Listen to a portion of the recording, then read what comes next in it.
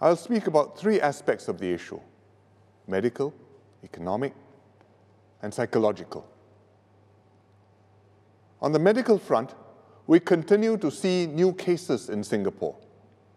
Each time, we've been able to isolate them, do contact tracing, and quarantine the close contacts. So our numbers have not blown up. But neither have we been able to eradicate the virus, despite our best efforts. At the same time, around us, the number of cases is rising rapidly. China's situation is stabilizing, but new cases are emerging all over the world, in Europe, America, and the Middle East.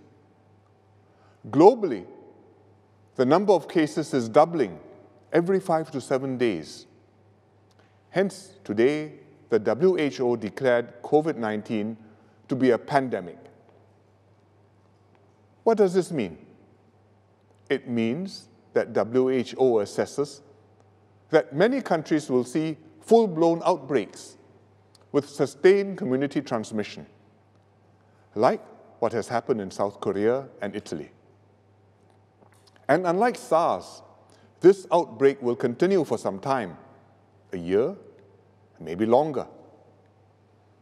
The WHO named one key reason for the rapid spread: that many countries had not taken the situation seriously enough. What the WHO called alarming levels of inaction. Here in Singapore, we have all along taken COVID-19 with the utmost seriousness. In fact, the WHO praised our efforts and held Singapore up as an example to emulate. But we too face a serious situation. We expect more imported cases and therefore new clusters and new waves of infection, this time coming from many countries rather than one or two. We have already imposed some travel restrictions, for example, from China, Iran, South Korea, Italy. We will have to tighten up further, temporarily, though we cannot completely shut ourselves off from the world. What else must we do? First, because COVID-19 will be with us for a long time, there are baseline things that we must get used to, like practicing good personal hygiene, adopting new social norms, and discouraging large gatherings, and generally maintaining some physical distance from one another. That's why we already scaled down community activities, especially for the seniors. And we can do more in other areas. For example, at religious gatherings. In South Korea, the cases spread through the Shincheonji church group. In Singapore, 2 of our big clusters happened in church groups. And several Singaporeans who attended a big international religious gathering, a tabligh gathering, in Kuala Lumpur recently, have caught the virus. The issue is, of course, not religion itself, but that the virus can spread quickly to many people in crowded settings, like religious gatherings and services. I hope Singaporeans understand that during this period, we may need to shorten religious services or reduce our attendance at such gatherings. Please work with your religious leaders to make these practical adjustments. Second, we need to plan for a possible spike in COVID-19 cases. With very large numbers, if it happens, we will not be able to hospitalize and isolate every case like we do now. But we now know that the majority of patients, in fact about 80% of them, only experience mild symptoms. And the ones who are most at risk are the elderly and those with pre-existing conditions, like high blood pressure or lung problems. So, with larger numbers, the sensible thing will be to hospitalize only the more serious cases. and encourage those with mild symptoms to see their family GP and rest at home, isolate themselves. This way, we focus resources on the seriously ill, speed up our response time, and hopefully minimize the number of fatalities. In the meantime, we are freeing up ICU and hospital beds and facilities to create additional capacity to meet any surge in COVID numbers. But rest assured, any Singaporean who needs urgent medical care, whether for COVID-19 or other illnesses, will be taken care of. Besides medical plans, if there is a spike, we will also need additional social distancing measures. These will be temporary, like suspending school, staggering work hours, or compulsory telecommuting.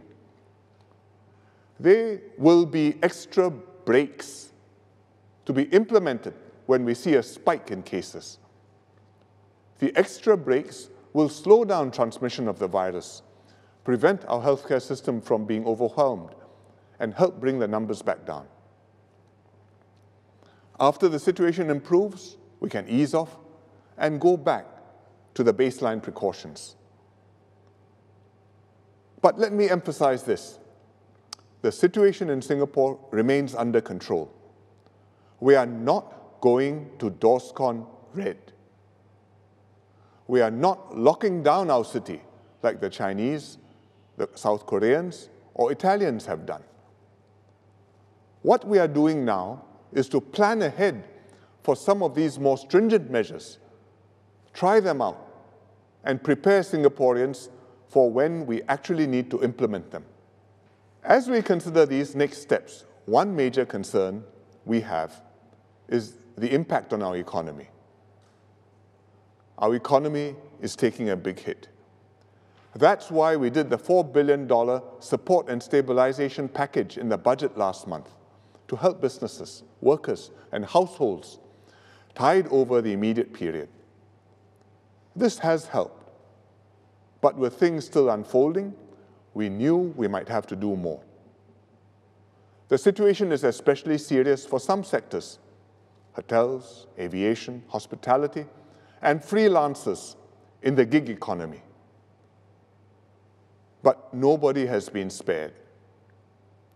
Everyone feels the impact to different degrees. So the government is working on a second package of measures. We will help our companies with their costs and cash flow to keep them afloat through the storm.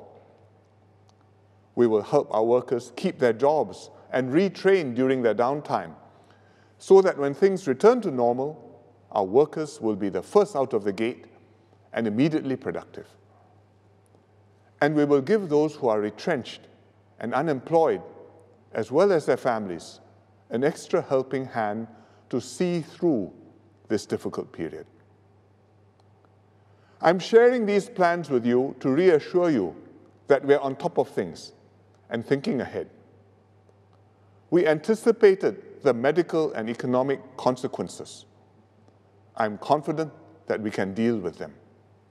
But what is also critical is the psychological aspect of this fight.